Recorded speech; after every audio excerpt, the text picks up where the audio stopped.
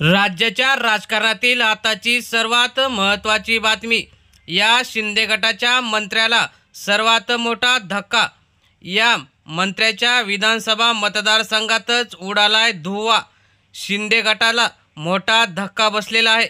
नेमकं झालंय काय ते आपण सविस्तर बघूया. एकनाथ शिंदे यांच्यासोबत गुवाहाटीला गेलेला आमदार नंतर मंत्री झाला, परंतु त्याच्याच मतदारसंघात जनता त्याच्यावर नाराज दिसत आहे. स्वतः मंत्रिपद मिळून जनतेची कामं न करता आता झालेल्या स्थानिक स्वराज्य निवडणुकीमध्ये या मंत्र्याचा दारुण पराभव झालेला आहे.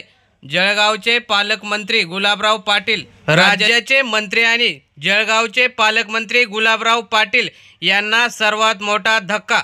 या निवडणुकीमध्ये 25-0 अशी लढत झाली व गुलाबराव पाटलांचे एकसुद्धा खातं खोललं नाही.